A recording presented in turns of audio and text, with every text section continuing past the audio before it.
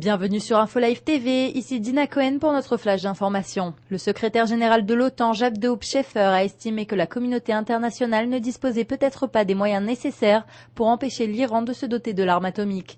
Face à ce constat, il estime qu'Israël ne doit pas abandonner son arsenal nucléaire. Scheffer s'est exprimé lors d'une conférence de presse tenue à l'occasion de la première journée de la World Policy Conference.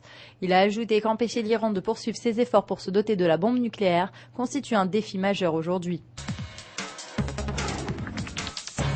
Les juristes du Hamas ont écrit une résolution déclarant que le mandat de Mahmoud Abbas prendrait fin en janvier 2009. Selon eux, l'homme fort de l'autorité palestinienne doit donc organiser de nouvelles élections dans les prochains jours.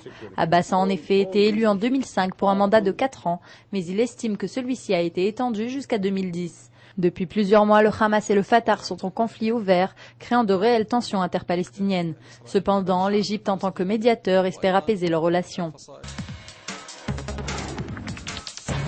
35 ans après la guerre de Kippour, le président égyptien Hosni Moubarak a déclaré que l'Égypte doit retrouver l'esprit de 1973 afin de faire face aux challenges d'aujourd'hui et de demain. L'esprit de 1973, c'est pour Moubarak le maintien de la puissance militaire égyptienne, tout en prenant en compte le terrorisme qui menace le Moyen-Orient.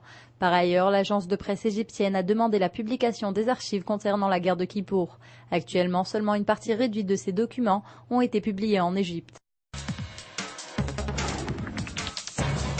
Des associations et des villes arabes israéliennes recevraient des fonds d'organisation islamique de Judée-Samarie.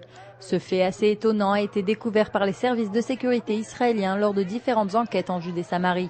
Selon les responsables de Tsahal, des dizaines de millions de dollars arrivent aux mains d'organisations islamiques dans les territoires. Les associations arabes israéliennes auraient donc effectué de nombreuses demandes de dons auprès de ces organisations. Quelques jours seulement après que le Congrès américain ait accepté le plan de sauvetage Paulson d'un montant de 700 milliards de dollars, la bourse de Tel Aviv était sous pression ce lundi. Après la forte chute de ce dimanche, la bourse enregistre quelques évolutions sur le marché. Aujourd'hui, le TA100 était en hausse de 0,10% et l'index TA25 a augmenté de 0,23%. L'index Teltec a également augmenté d'1,01%. Malgré la crise mondiale, l'économie israélienne semble tenir le coup.